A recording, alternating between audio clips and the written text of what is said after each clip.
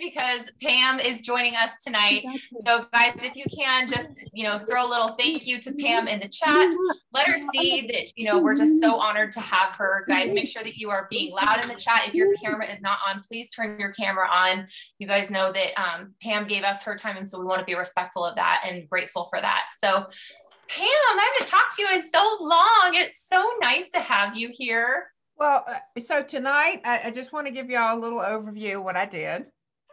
I went over to Kay's house and I went fishing, bike riding, got caught in the rain, and ate dinner and came here to be with you. So it's been a big day.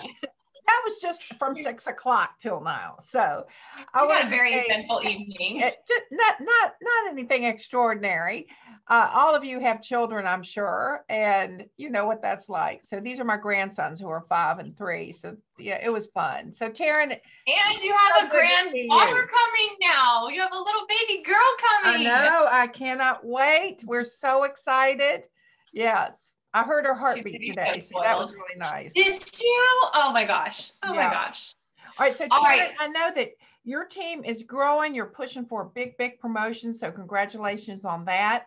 I know that we're here to pour into this team and to let them realize that it's in their hands, wherever they want to go. Great on the promotions too. Those of you who she shouted out, that's big. Yeah, we're very excited. So Pam, are you good? I'm just going to hop right into it if you're good with that.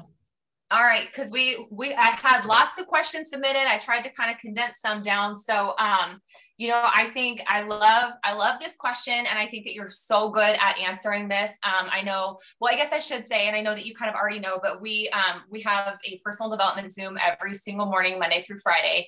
And we did your book. That was our very first book that we did together as a team. It's something that we started last month. And I will say, I think that there was so much mind shift for my team when we did that. I just think that the girls learned so much from it. And we really saw an increase in enrollments, an increase in, I think almost everybody saw an increase in their paycheck this month. I don't know, prelims haven't posted yet, but I'm pretty sure our volume went up. So your book was just so good for us. And so I know that you talked about this in your book, but I think that it was asked a few times. So I do think it's something that's good to touch on again. And so it was 2 different girls that asked this question, but I know I get it private messaged me a lot too. So how do you handle an unsupportive spouse or even family? And they said, how do you deal with unsupportive family and friends without damaging the relationship? At the end of the day, they're family, but at the same time, you don't want their negativity near you. And someone else talked about spousal pressure and doubt. So how do you handle those things? Okay, so, I want to make sure I can see everybody's face. I want to go back to gallery. All right, so here's the difference. Here's what's going on. Whenever, and think about how you've treated some family and maybe a spouse that wanted to step up and do something different. First, you come from a place of, whoa, how's this going to affect me? Or you come from a place of, protection. You want to protect them because you don't want something to happen to them. Maybe their money gets taken, or it could be, is it a scam? So these are past thoughts that they've had about something previously. So that could be a part of it. And then when I first started in the industry, my dad said, well, wait a minute, why aren't you going to do your teaching degree? That I paid for that. And I said, Dad, I'm teaching. It's just in a different way. You'll understand one day. And then I'm going to tell you how he understood, but I want to get to this point, how everybody eventually understood. Now, Dave, my husband, we've been together now 40 some years. He didn't want it at all because he saw his wife overly enthusiastic. What happened to my wife? I thought she should be that enthusiastic about me. Well, honey, I do love you, but I'm going to do this and I'm going to go all in and I'm going to do this in a big way. Oh, sure. And so he had to see me do that. See, what happens is if we say one thing, however, we're doing something else, like not delivering, not staying consistent, not showing up. Actually, it's no different than anything we tell him we're going to do. And then he just sees us sitting on the couch. So I actually did it. I had a sister-in-law that would say the most god awful things about me. I mean, she truly would. She was not supportive. She thought it was the stupidest thing ever. She actually came to a meeting just to make fun of me. And she loves me now. I took her on a 3-week tour of Italy and Greece 2 years ago. So now she totally gets it. Husband could not smile big enough when I got the first comma in my check. Men are very black and white. There's no gray with them. They want to see the money. Money changes everything for them, because then they know, well, she's working, she's getting paid. Maybe I can be okay with this. Every spouse is different. So your spouse is totally different to the spouse that is sitting next to you on the Zoom. And so each one of them has a separate personality. But I know from all the decades that I've been in this industry, if we show up consistently, if we do the thing consistently, if when our check starts to rise, everyone seems to come around then. They come around and they see, oh, this is safe. She's actually getting paid for her efforts. And this might be a good thing. Now, there's some family and friends that will be totally jealous, and never be supportive. But that should be the reason that you stay in and get it done. I mean, let it fuel you instead of taking you out. Let it be the catalyst that will drive you to success. And that's what I did. I sold IBM computers back in the 80s, and I sold to a lot of young lawyers. And I had a lot of big law firms. And when they branched off, they would have me come in and set up their office equipment. They would buy from me. It was great. And when I first got in the industry, I called one of them because he was always complaining about not having enough money. So I was with the company for 6.5 years before starting It Works Global. And I called him to see if he might be interested in that opportunity. He actually threw the phone against the wall. It was an old style phone. This is back in 1995, and broke it. And I called back and I said, his secretary picked up. I said, did he actually throw the phone? I heard this crash. And she said, yeah, what did you say to him? I was stunned that he treated me that way. Stunned. But I'm telling you, it fueled me. And like 15 years later, I see him eating with his daughter in a restaurant. And I went over and I sat down and I said, Richard, you're one of the reasons I'm a millionaire now. And I want to thank you for the time that you threw the phone up against the wall because I asked you to look at a viable opportunity. And he tried to deny it, that he did it. And I said, Richard, there's no denying what you did. I'm so thankful for that because it fueled me. It really did. So I want you to look at it from a different perspective. Look at it from a perspective of, well, I'm just going to go do this thing, because there's not an athlete, there is not an artist of any kind that did not get laughed at, ridiculed, made, in the worst ways. You'll never make it. And if you really look at their story, it took them all about 10 years before they did. So just stay the course. Do not let it take you out. And tell your husband, really the best thing that I did with Dave after he blew a gasket one morning, I talk about it in my book. I sat down, looked him in the eye and said, honey, I love you. I am doing this for our family.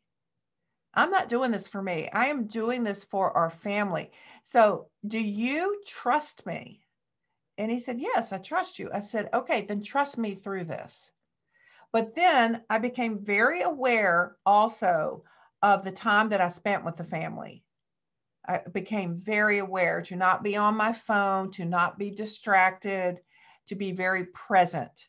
And so that's really what you need to do.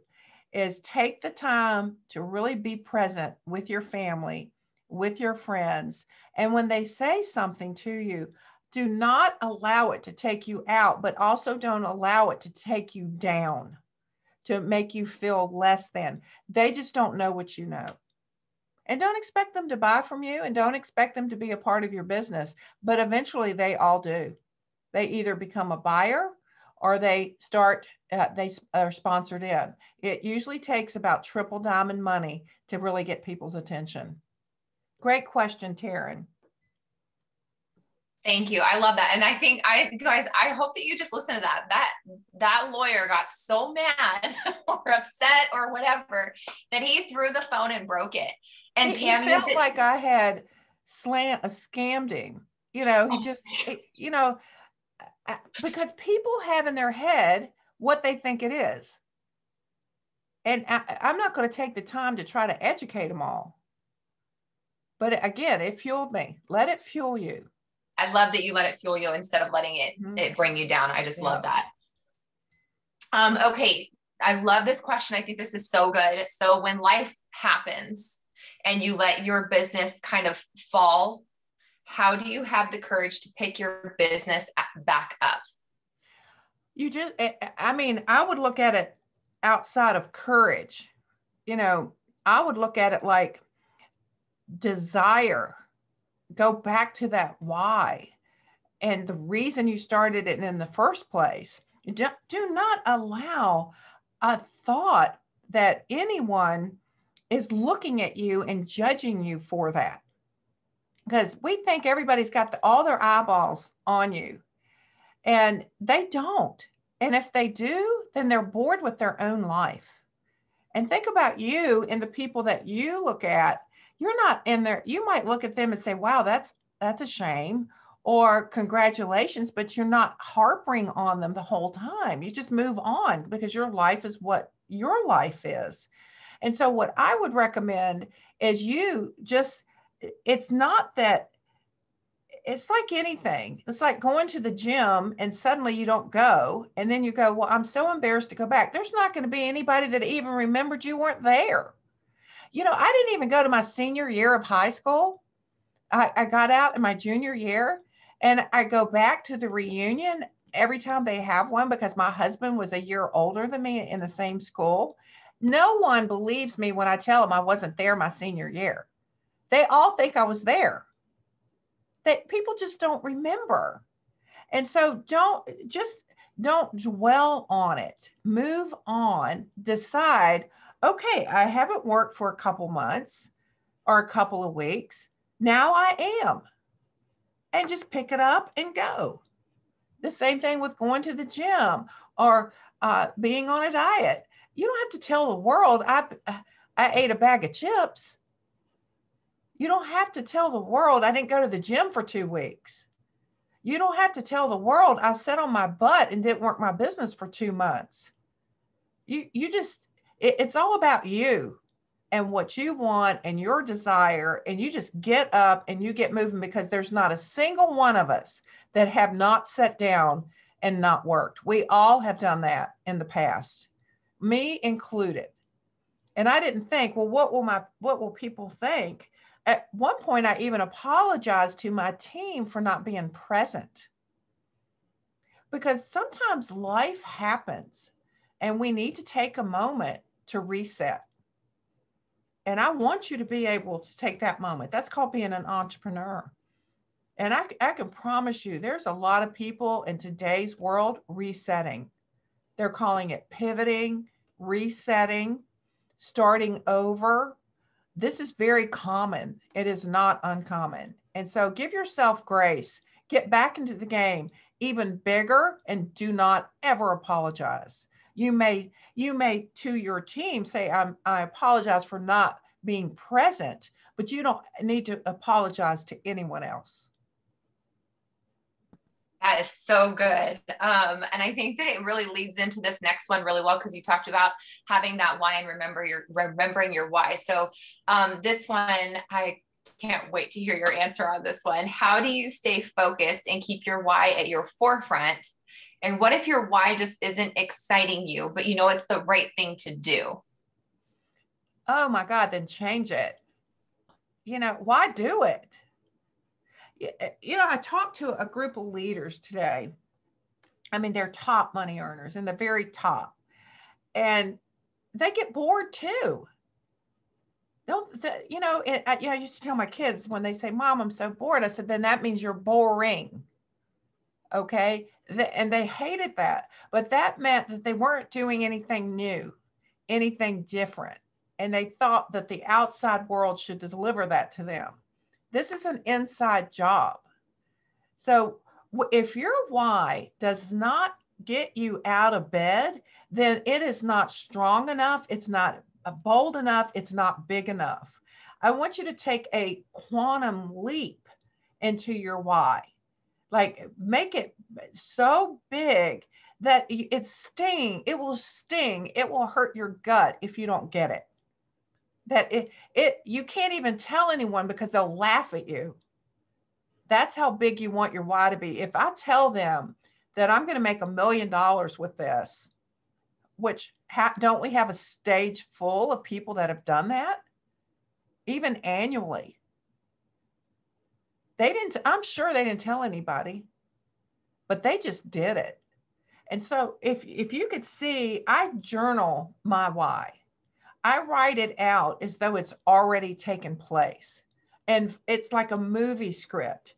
I write the end of the movie. A lot of writers do this. Like, what's the end of the book? What is the end? We think everything starts in the beginning. So I would highly recommend you write your end story. The end of this look like, which just means what house are you living in? What car are you driving? What's in your bank account? How much money is in your checkbook? What's your check when you pull up your eSuite and look at your check? What's the dollar amount? Because right now we're looking at what is, and what is not very exciting to a lot of people. And if we keep going to that, we keep staying there. It's like quicksand. You just can't seem to get out and get moving. So I like to write the end in mind. A lot of people will say, write your obituary. Well, I don't want to go to that length. But what I do want is, where am I living? Who's with me? What am I doing? What kind of boat am I on? We just went to the boat show, and I tell you, Case two boys talked about it tonight. Mimi, can we go to the boat show this weekend? They want one of those big boats with the big bed and the big TV. And that's called dreaming. So go to the boat show. If you live in an area with boats, go look at your dream car. Go look at houses. One of my mentors, she was a top money earner, the top female money earner in my first company. And she told me the story of a house that came on the market, and she went to it when it was open house, and she walked through it, and she heard her feet hit on the wood floors, and she heard the sound of that, and she smelled it. She got all the senses involved. She went out, it was on a lake, and she ended up buying that same house years later. It came back on the market, and she had made enough money to purchase it. So your why, it doesn't have to be a gifts back. We think it has to be a service thing. That might not be your gig. Dave and I love to give. We give and we move forward. We give and we move forward. We don't live in that space. We're able to give we just gave the largest donation we've ever given to a charity, a nonprofit. It felt fantastic to do. I'm thankful we could do it. And we're not sitting in that place. We didn't put that on our dream board. We were just able to do it, and we did it. But my journal is the end in mind, the next end, which is like 5 years. And it gets me up every day. It gets me up every day and gets me back in the game. And when I hear something or a thought of my own comes through, I go right back to that last scene in the movie. And it's a beautiful scene, and I'm not looking at me in it. I'm actually in it, and that's very important. You're in it. You're the actor in it. You are experiencing it. Just like she said, she was walking across those hardwood floors and could feel the floor up underneath there, could hear it, could smell all the smells of that house and the outside and the woods and the water. And you could feel the heat on your body from the sun. And it's just like, go get in the car, lick the leather, kick the tire, do all the feels, ride around in it, and just see people looking at you going, wow, how did she get that car? And you're going, well, this is very materialistic. Well, we're in a materialistic world. We're physical. Don't tell me you don't think about money every day. You do. Every human does, because everywhere we go, that's what they take. It's called currency. That's how we pay for things. Do you want to drive a non-safe, just a car that doesn't turn you on, or you want to drive a car that does, that's safe, that's sexy, you feel great in, you're driving it, your hair's blowing, all the things. People are going, wow. I mean, why not? We are a material, we're here physical, we're here to experience life. And there's enough abundance in the world for everyone. There's enough land, there's enough housing, there's enough cars. They keep making them. There's never, it's just, there's enough handbags, enough shoes, enough of everything. And I don't know about you, but I like nice things, and I'm willing to go work for them. Awesome. Pam, what do you do for personal development? What's your favorite personal development? Do you listen to podcasts, Audible books? I know you journal. Someone was asking about journaling. I read. There are books. I have a library with several thousand books. I have them all around me. Here's Success Magazine, Tony Robbins, my phone, YouTube, podcast. Every day. Every day. I get up in the morning. I go to the bathroom. I brush my teeth. I get a coffee, and I usually get in the hot tub because we have one now. I get in the hot tub. Elvis comes out there. I get out, wrap up in a towel, sit outside, and read from an inspirational book for about 30 minutes. It's a beautiful morning. And some of you go, wow, I have kids. So did I. As soon as they left the house, I'd read a little bit. I had to get my mind ready in the morning. If you're reaching for this first thing in the morning, you're going down a rabbit hole. It's typically not motivational. It actually takes you in a downward spiral unless it's something you're listening to that is very inspirational. See, we think 70,000 thoughts a day. It's been documented, scientific.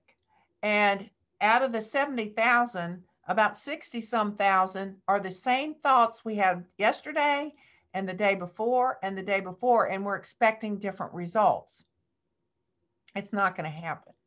So I know that in order for me to succeed, I need to put in new thoughts, new ideas, listen to people that have already been there, done that.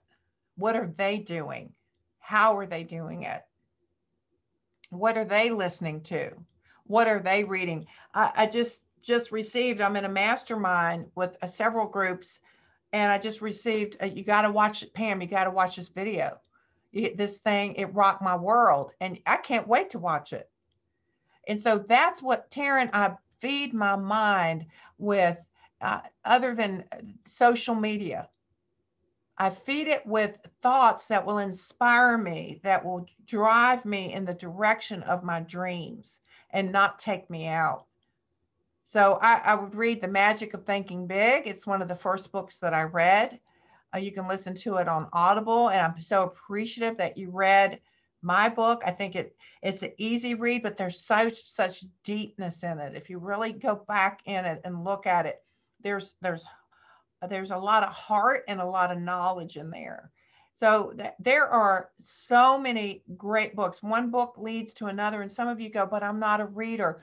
You know what? You are a reader. You just think you're not. Everyone really appreciates books. We really do. At least we can listen to them today too. And so I would feed my mind with it, with very inspiring thoughts, biographies of people that have already succeeded, uh, anything, just, if you're looking for leadership, there's Tony Robbins. I love his work. There's just Jim Rohn. He's not with us physically, but he's got so much material out there. Amazing. Jim, Rohn. I love his voice. He was in the industry of direct sales for 40 some years. He just gets it. He's all over YouTube. Awesome. Thank you. And I know I saw some of the girls saying your book is so relatable. I know I've listened to it twice already. And I told them, I'm like, you guys have to like listen to it again, because I'm picking up so many new things. The second time around, I was just picking up so many new things. So if you guys don't have Pam's book, you need to go get it. Okay. How do you change an old money mindset? So that broke money mindset, what's the process to beginning to change that? Okay, it's just like in the book, I talk about the poor girl and her thoughts and her mental patterns. She's living in the past. She's living in the 60 some thousand thoughts of yesterday. And these thoughts, unfortunately, come from our family and our peers, our siblings. And so if we grew up in a home that thought money doesn't grow on trees, it's hard, the rich get richer, and thoughts of negativity around money, because the question was around money, then those thoughts carry on into us, and we're programmed this way. So we're running this program of lack, of the poor girl mentality, of poverty over and over. And we can even get to a certain level of income and do things after we get there that cause us to go back down to a level of income, because our money mindset has not grown. And that's why I talk about 70 some percent of lottery winners lose all their money. It's because they had the mentality of the money that they were earning before they hit the lotto, which is typically on average, I think they said it was like 20 some $1,000s a year. And suddenly, they hit a $400 million lottery. They don't know how to handle that. They think it's always going to be around, and they just start blowing it, giving it away, doing really silly things with it. And how could you blow that much money? I don't know, but they do. And so you can tell where your money mindset is. You look at what's in your accounts. Look where your check is. That it's self-evident. It's right there in front of you. How much debt are you in? Are you always in debt? Do you never seem to get out? And so all of this is how you are currently wired. The best thing that I can suggest that you do is write it all down. Write down your debts.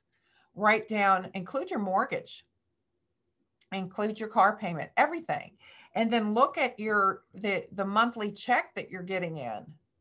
And is it stable? Does it stay that way? Does it go up and come right back down to one particular level? It's, we got to get over the thought of that money is the root of all evil. We've got to get over the thought that we shouldn't talk about it. We should talk about it. Again, everywhere we go, they take it. And so we should be teaching our family values around money that are very encouraging, very stimulating. We were never taught in my family that you could be a millionaire. But from the time that I was a small child, I wanted to be one.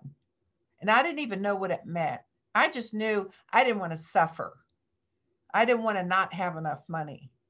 I wanted to be able to do whatever I wanted to do. I hated being told what to do. It drove my parents crazy. And I think it's because I was a middle child, and I was in between an older sister and a younger brother who got away with everything on both ends of me. And I'm like, okay, I just want to be able to really take care of myself. So I was very driven from a very early age.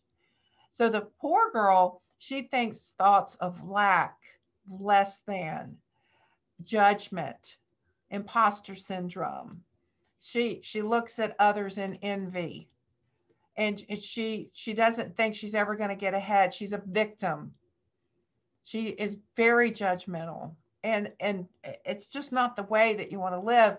A rich girl thinks abundance is everywhere. It's there's enough for everyone. She looks at others that have done what she wants to do as a symbol that it can be done.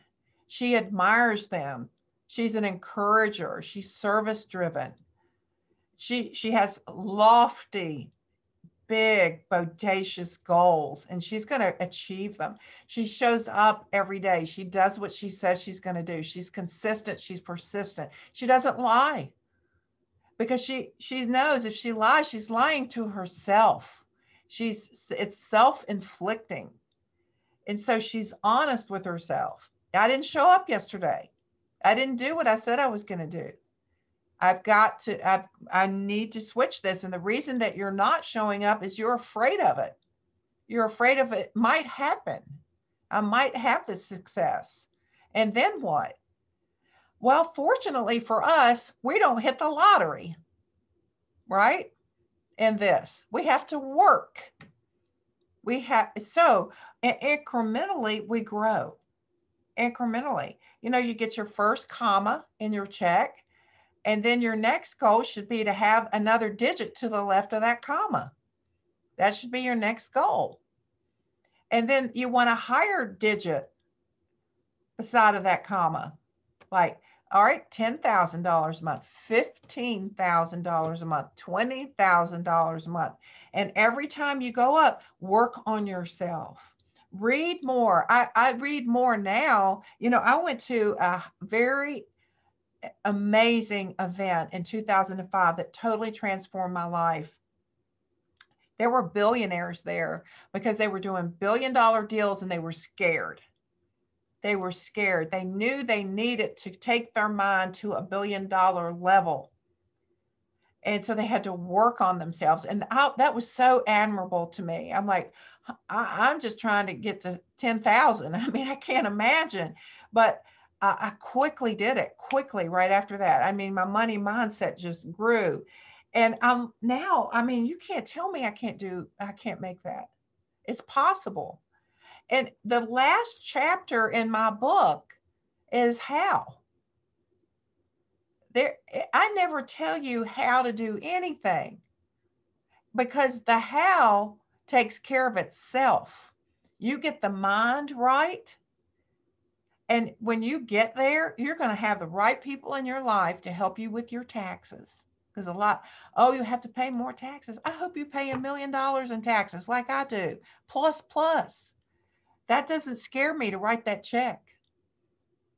I know I made a lot of money because I wrote that check. So don't let that scare you.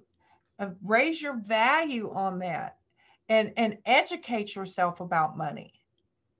Get really good at it. Don't be afraid of it. It's called currency. It loves to come in and go out and come in and go out. You don't have to hoard it. You don't have to save it for a rainy day. There's always more. Hey, they just showed us this past year, they just keep printing it. What I see in my mind, just keep printing it. Just keep making it. Just keep making it. Just keep having fun with it. Enjoy it. Be grateful for it. When you get any kind of money, be thankful. Pick up every penny you see on the street and be thankful, because the next one will be a $10 bill. And if you don't pick up the penny, why are you going to get the 10? This morning at my workout, I said, oh, Dexter, I didn't just call in Jesus on this one. God came, and Mary and Paul. I mean, I needed every bit of help I could get to get my legs to do what you just asked me to do. And I say that on my income as well. God, you're granting me a lot here. You're giving me a lot to be grateful for. I'm going to be a good steward of this.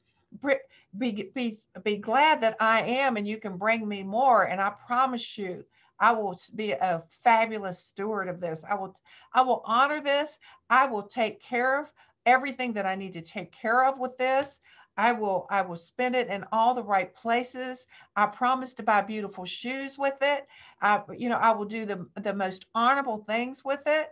I will give part of it back to you and wherever it needs to go.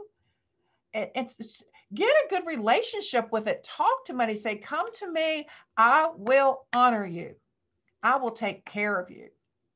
I will appreciate you. I will be grateful for you. And we talk like it's dirty. It's unhonorable. Like we can't handle it. Well, it's not going to come your way. So I would start having a gratitude journal. Even Oprah said the thing that she did that changed her life was every morning she got up and wrote down 10 things she was grateful for. And sometimes it's just that you can open up your eyes and your back doesn't hurt. And you can get up out of bed and you have a business you can go to work for and you can brush your teeth and you have a toilet to pee and poop in. And there are people that don't have that. And you think that that's small, being grateful for that, you will have more. And take care of the things that you have. Clean your home, clean out your closet, keep your car clean. I can tell a lot by people's cars, and a lot of people will get off when I say that and they'll go, oh, shoot, I got to go clean my car in case she sees it. You got to, if you're not going to keep the current car clean, how are you? You're not going to, you just don't feel wealthy enough to go get a new one. And keep your closet cleaned out so that new things can come in. It's interesting how I do a closet edit, and the next thing I know, it's full again. Have you ever noticed that? I put a post up the other day. I cleaned out my makeup drawer. I was so excited. And I pulled it open now. It's so clean. And I didn't realize how that was bothering me, how much that was bothering me. And so now we're going drawer to drawer to drawer, and even in the kitchen and doing things like that. Just keeping the clutter out, keeping the clutter out of your mind and out of your house. All of these things seem small, but they are big in the scheme of things. So where do you want your money mindset to be? Do you want it to be where it is, or do you want to raise it? Where? To what? To what? And you got to look at that and say, what would happen in my life if I was making $10,000 a month? What would that feel like? What would I do with it? Would I be a good steward with it? Would I blow it knowing that the very next month, here it comes again? Or would I invest some of it? Would I put it back into my business? Would I put it back into turning it into something more? And so, in order to understand, to get it, you got to first know it's there for you and what it is and what that looks like and what that feels like. We used to meet with our accountant, every December to look at what we were going to need to look at paying quarterly for taxes. It would be always an estimate. And so the first 3 years, I would say, this is what I'm going to bring in off my business. And my husband would turn and look at me like he could kill me, like with a fork, like slowly. Like, why did you just say that? So we would get in the car and he would say, Pam, that number is so big. Why did you tell him that? He's going to look to take that out quarterly. I said, because that's what I'm making, Dave. And that 4th year, I'll never forget it. We go in and Dave is look like, what are we going to make? What are we going to make this year? Because he got used to me being right. And none of us do that. We need to do that. What are you going to make? You have to speak it out in faith to make the decision. Just like when you make a decision to promote, isn't that interesting how just the right amount of people come in on that promotion? And you said, well, shoot, I could have promoted to that one. Why didn't I just say that? Because here they come. We get exactly what we want. Every single day you're manifesting. Every single day. And if you don't believe me, then you follow your thoughts. Follow your thoughts. You know how Dorothy followed the yellow brick road? She was following her thoughts. That's exactly what she was doing. She was following her thoughts. And when her thoughts changed and she realized she had the magic in her own self, she got home. And so every day I'm like, why did I just think that? Sounded like my mother. Why did I just say that? Sounded like my friend Debbie. And then you get around your friends and you start to notice all their negative thoughts. And here's what a lot of lottery winners will say. They'll go to the same bar on Friday night and their friends are looking at them saying, aren't you picking up the tab? You made all the money. And they start to get like, well, that's not my responsibility, even if I am wealthy. And it's not your responsibility. And he starts to realize I can't hang with these same people. They don't want to rise up. Not that he's any better, his mindset is growing. And so when you're around the negativity, this is what you don't like about your family that's not supportive, is the negativity that they're spewing out on you when you got a dream. That's the hard part. And so I don't give them my time anymore. I had to walk away from some people until they grew into understanding what I was doing. I was not being mean, I was being protective because I knew I had to protect my mind. So you're getting exactly what you're asking for every single day. And I mean, do not take my word for this. Do your own research. Write down your thoughts. Just write them down as they come in. Write them down. Write them down. And look, well, that's my life. That's exactly my life right there. I just did a great podcast. I can't wait for you to hear it. It's with a trainer that I had back in Virginia, and how she's grown and her thoughts around food. You're going to love it. And working out. It's just amazing how you can manifest that body that you want with not thinking of starvation, not thinking of a hardcore workout, just your thoughts. So it's, can't wait for you to hear it. Well, I kind of went off on a tangent on that one. No, that was good. And I can't wait for that podcast to come out. Oh my gosh, that's going to be so good. I think this one kind of ties into that one, but I do want to kind of ask this because I think it's just slightly different. How do you feel worthy of success when you've never felt worthy in general? Well, see, worthiness, again, you are allowing the outside world to show you your self-worth. They're not going to do it. If anybody's knocking you, they're feeling pretty low about themselves, because people that really are full and fulfilled would never talk to somebody that way. They would never, that wouldn't even be a thought in their head. I would never downplay someone. I look at everyone as endless possibilities. Because I've watched people pick themselves up and do what looked like the impossible, and they did it because they had the strong desire to do it. So what was that question again? Because I was losing my. How do you feel worthy of? Oh. I deleted it out so I wouldn't ask again. Yeah. All right. So it was how do you feel worthy when you've never felt worthy? I would say the vast majority, and especially females, do have an unworthiness issue. And and we pass it on generation to generation. So what I really want you to understand, I see some of you with little ones. Do you want them to grow up in that state of unworthiness? We don't want to pass that down to our children. We want to stop it at this generation. It's important. I wanted to stop that. Fortunately for me, I had a mother that said I could do anything, even though it was always like, but maybe not that. Maybe like hold yourself back a little, because she didn't want me to get hurt. That was it. She just didn't want me to get hurt. And a lot of times it just comes from that place. So no one fed me worthiness. Most people are feeding you what they're feeling. Have you ever had the tyrannical boss? I mean, the boss that just was, they were just, I mean, they fed you crap.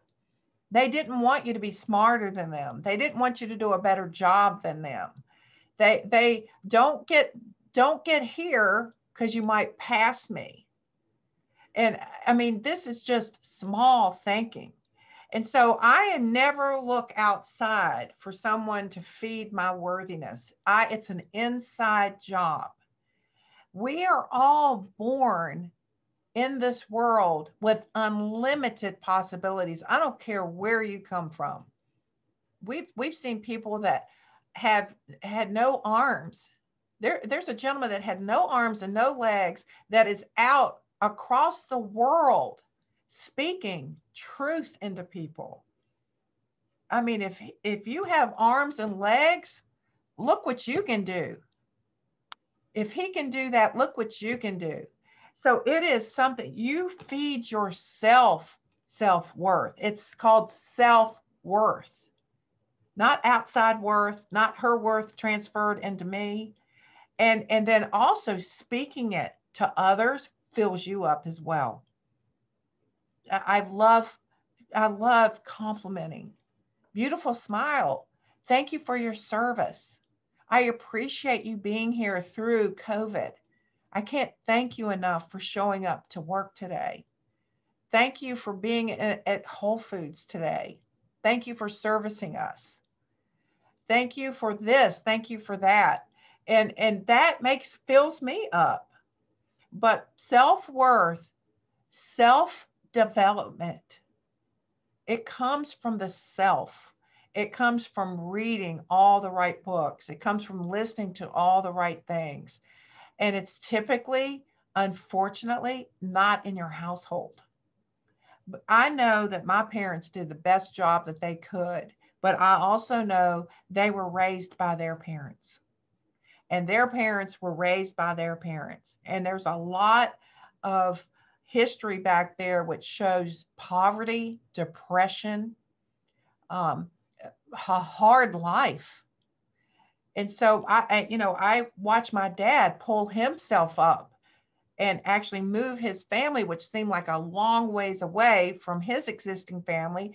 And I'm so thankful because our life was totally different. So sometimes you have to uproot yourself. You have to get out of it and get away from it. But that's a personal decision. You can stay right in there and do the work, but it is self-worth. That is in you. You have to decide that you are worthy. All you got to do is read the Bible to understand that you are. That's it. God told us day one, we are formed in his likeness. He actually said we are God's. I didn't say that. Read the Bible. It tells you that. It's a big responsibility. I accept. I will take it. I will honor it. I will grow there.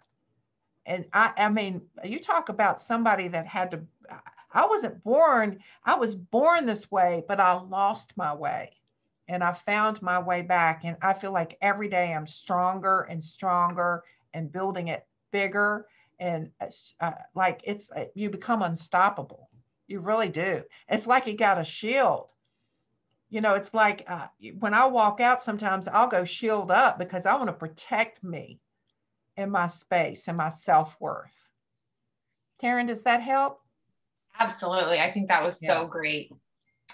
This one was asked quite a bit, so I'm kind of condensing it down. Basically, Pam, how a lot of women on here are moms. A lot of them are still working full time. And then they have the other duties of being mom, extracurricular activities, maybe PTC, being on boards for sports, all of that kind of stuff. How do you find the balance of mom, wife, kids, yourself, all the extra stuff, and still being a successful business owner? I think that first we got to give ourselves grace. Every day is going to be different. There are some days you can't work your business. Your child is sick. There's a lot on you. There's multiple places to go. I've built this company with children in very big activities all the time. One was running one way. My husband was gone pretty much Monday through Thursday. So it felt like a single mom in a household going everywhere, but I wanted it. I wanted it. So it's like the schedule. I carved out the time. Today you have technology that can enhance your work and allow the technology, the social media. I did not have that in the past. And so utilizing technology today is priceless. So you've just, again, it goes back to we actually do whatever we want to do. We seem like we don't, but we run our schedule. So if you want it, you can work an hour before the house gets up. If you want it, you can work. I worked after they went off on the bus. And then after they got home, I didn't until like 9 o'clock at night. And so that I just wanted it. So I worked it around my family. And there's not a leader at the top of this that didn't have, the vast majority had big jobs, full time, big hours, multiple kids. I mean, some have 4 or 5 kids. And so they did it. So it can be done. It's just a decision that you have to make. How bad do I want this? And am I willing to sacrifice some of these hours for this? It's not really sacrificing, it's investing. Am I willing to invest some extra time? It could be 15-minute increments here and there. I remember going in the closet and doing calls just to hide, just to have a moment so I could get on a call and close out a new distributor. So I understand. I totally get it. But again, it goes back to one day those kids are going to be gone and the house will be quiet. Where do you want to be living? What do you want to be doing? Because this offers fabulous retirement money. And it put our kids through college, and they were able to do college of their choice. They got out debt free, which was wonderful. So there's so many benefits to doing this. And then once their business started growing and going in the direction that they wanted, they were able to quit those jobs and come home and do this very part-time, but still making that full-time income. I love that. And, that was one thing that we really talked a lot about from your book is that I loved that you said, who says you can't? You're the one telling yourself that you can't. You can have it all. You really can have it all, the time with the kids and the successful business and be a good wife and have the time for yourself. But it really, at the end of the day, is just that decision that you make. And so I loved that. That was just such a huge takeaway for me. You create your day. Look, don't waste your time just scrolling through social media. Don't waste your time doing that. Work through that. Put in the time for that. I really believe you can build a multi-million-dollar business 2 hours a day or less with the technology that's out there today. Do we have time for one more, Pam? One more, yeah. Okay. So it says, what's your mindset needed to go beyond Ruby? But I think this can apply to any rank, getting past that rank. You hit a rank and then you just kind of get stuck there, or you fizzle back and you lose rank. And so how can you get beyond that rank that you're just feeling, that ceiling that you're stuck at? Because we each rank to a certain position that we feel we're worthy of. It could be Ruby, it could be Diamond, it could be Triple.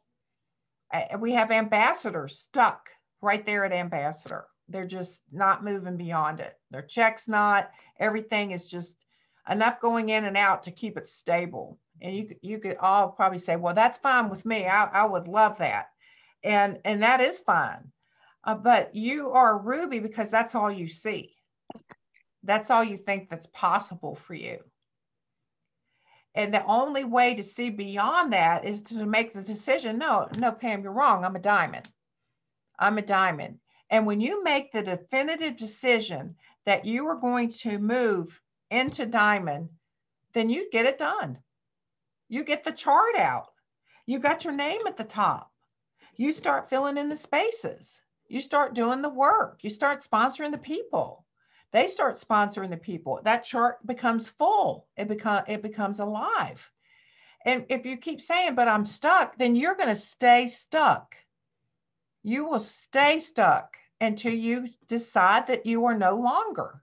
But if you're at ruby and it's spinning, you're not looking at emerald. You're not looking at diamond. You're not looking beyond. You're not looking at the chart. You didn't print it off. You didn't put your name in it. You're just, it's like weight. People say, oh, I'm stuck. No, you're not. You know how to get unstuck? Take a little more action. Drink a little more water, just like I saw you drinking water. You know, decide, no, this weight's gone. This weight is gone. I am no longer going to stay here. Your mind is at that level. So you do a deep dive into self-development, do a deep dive into your activity. What am I doing? Why do I feel this way? I don't like feeling this way. You know, it takes more energy to stay stuck than to actually move, than to actually make a move, because you're sitting there stewing in it, feeling bad, waking up every day, feeling the same, going through the same thing, feeling like you're doing all the stuff, but the energy on it is so low that you're not bringing in the type of people that you really truly want to take you to these levels.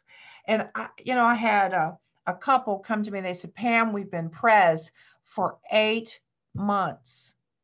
8 months. We are so tired of it. And we just keep working with these people and keep pushing them and pulling them. I said, why? They're not going there. They're where they're at. I said, bring in new blood. There's nothing like new blood. Bring in new people. They got to pres in 3 months with a whole new team. The brand new team came in and just drove it because they made up their mind. We're getting there. I mean, ambassador, they made up their mind. They're getting there. That team, they said, we love you, but we can't stay back here with you. So you're holding on to people. You're praying that they work. They are where they're at. It's time for you to make a move, and a big move, and get into full-on recruiting. That's the answer to everything. Full-on recruiting.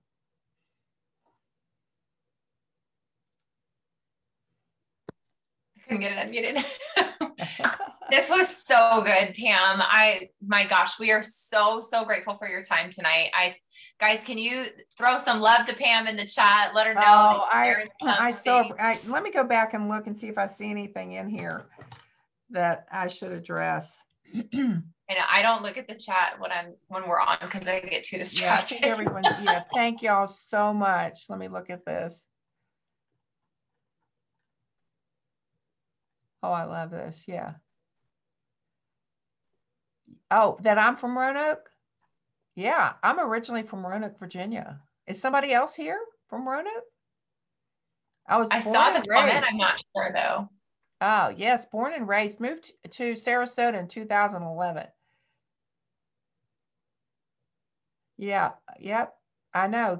I mean, with today's technology, you can do a power hour at 6 o'clock in the morning. It's just, we didn't have that. We had to actually like pick the phone up and call people. You know how hard that is? Yeah, it felt like it was 50 pounds, but we did it, and you react belly to belly, just out there, just getting it done. So everyone, I want you to all get off from this Zoom and feel good about who you are and what you're doing. It's most important. No one is, you've done what you've done to this point because that's what you've done. And now it's time to make the decision of where am I going? Or why stay in? You just got to draw the line and decide to jump, and jump big. jump bigger than you ever have and just go after it. It's so much more fun actually in the game and doing big things than sitting back and wishing that you had and wanting to, but not actually doing it. All right, I will say good night. Taryn, keep me posted. So much, I'm Pam. praying Absolutely. for you team. It's going to be big. Thank you. It's a yes, big promotion. it is. Y'all can do it. Thank you so much, Pam. Thank you. Bye, everyone. Bye. Bye. Bye.